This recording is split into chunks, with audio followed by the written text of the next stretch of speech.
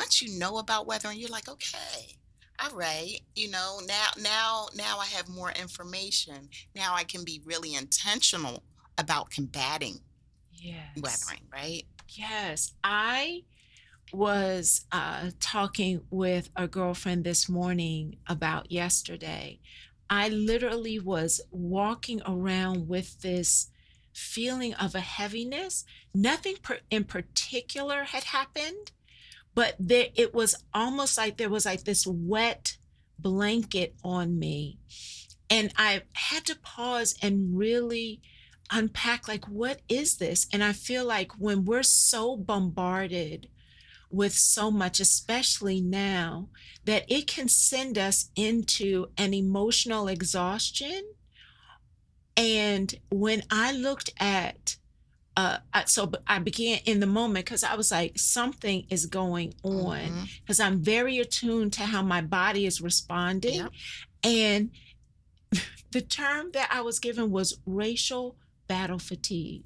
Yes. And I said, but in the moment, it's so red. I was like, that's it.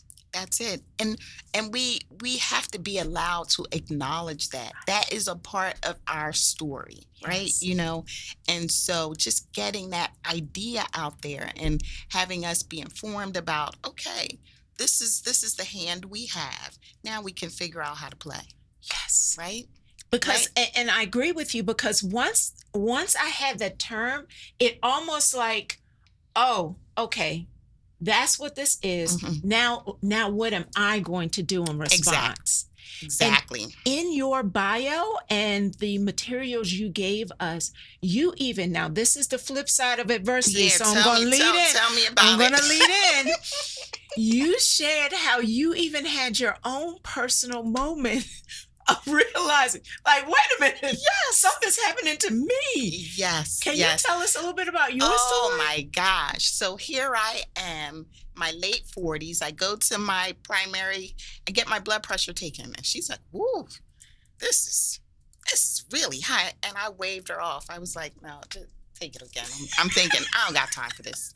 Right? She takes it two more times. Um, it is really this high, critically high, like 180 over 110 high. And I'm Shonda. like, me? Like, no, that happens to patients. That me, I mean, not me. But yes, it was true. And along with that, my cholesterol was high, my blood sugar was in the pre-diabetic range. And I'm like, wait a minute, I don't do that bad, do I?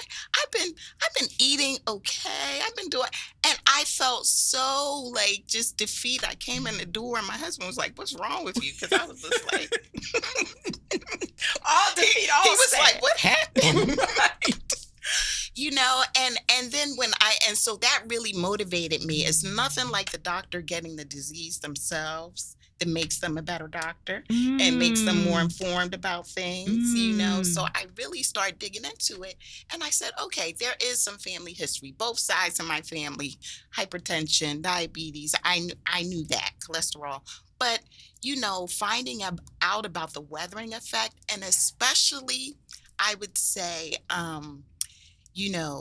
high achieving Black Yeah. women, Go ahead. Go okay? ahead. And being in spaces where we're not expected to be, where we're questioned, all that kind of pokes at you. Yes. We're in it so long we don't even notice that we're always kind of on alert or expecting, questions like, "Are you the doctor?"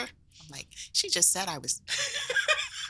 But anyway, all that those sorts of things take a toll, being in certain neighborhoods where people are like, "Is the homeowner home?" I'm like, "Who, me?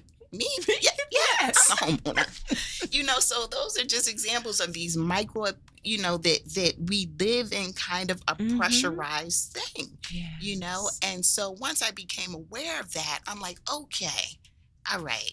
So now I can understand a little bit more. And now I need to be on those things to combat that even more, Yes. and we can talk about that, things you can do to fight weathering, because you're just like, oh, this is bad news. What do we just have to live in this? Is it no hope?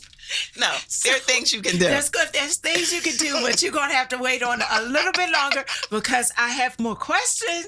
I've got more questions because I feel like, so yes, we currently in our day-to-day can be combated by scenarios, situations, systemic things that, as you say, poke and activate our system. Is there a generational piece that connected to the generational trauma that can also be connected to this? Yes, I love talking about this. So this brings up, have you heard of the field of epigenetics? Yes. Okay, so it's the idea that your very DNA, your genes, your genetic material that you pass on to your offsprings that have been passed on to you can be altered by trauma. Yes. It changes the longevity of your DNA, the health of your genes, and also what gets expressed. Boom. So think about, I think about my grandmom, right? She was raised in Georgia, born in 1931, Jim Crow South, she picked cotton. She worked as a housekeeper. She was in town when Martin Luther King, they ran him out of her town. Wow. He couldn't turn that town over. Threw bricks in her window. She's hiding under the bed with her sisters.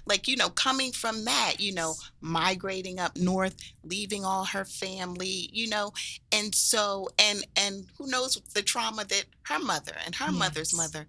So that's part of our story too, right? The historical damage that we just inherit. Yes. We just inherit. At a DNA level. DNA. Like, this is not, you didn't eat the right food. Right. Your DNA is in a riskier position because of that historical structural trauma that our ancestors have lived through. Yes.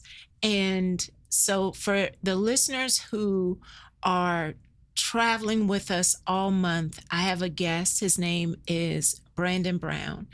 And we have had this sibling relationship for years. And so he's going to be a part of a multi-series conversation around gender and trauma. And if you listened last week, you heard him reference epigenetics. And now you just got the breakdown in connection between those two episodes. But realizing that, and I'm wondering if you haven't gotten the Weatherproof newsletter. So today's newsletter, I just got mine in my mailbox. And so today's newsletter, you were talking about the stories that our mothers didn't tell us. And so sometimes there are things that have literally been in our grandmothers that they've carried, sicknesses they have held on that were never talked about. Never. That no one talked about it. They may not even have known themselves, right? So much of our story can be missing, right? That's, actively trying to be erased from places around the country. Which is scary. Yeah. But a lot of it is unknown, but it's there. It's there. The little bit you can know about your ancestors, it was hard. It was hard, And what you're sharing is that too is a part of this puzzle. Absolutely. And it adds, it's kind of on the continuum with weathering, right? So you have epigenetics, you have weathering, and you have adverse childhood experiences. ACEs, right? So those are things that happen when you are a child and you're not in charge. Maybe it's, a parent that has mental illness or is incarcerated or has substance abuse, or your family was homeless, or so many things, even divorce. Yes. And those adverse experiences in adulthood, you're more likely to suffer from chronic illnesses. Yeah. because of, and that's the same thing we're talking about here, the impact of trauma and stress biologically. Yes. It's not just in your mind, it's in your body.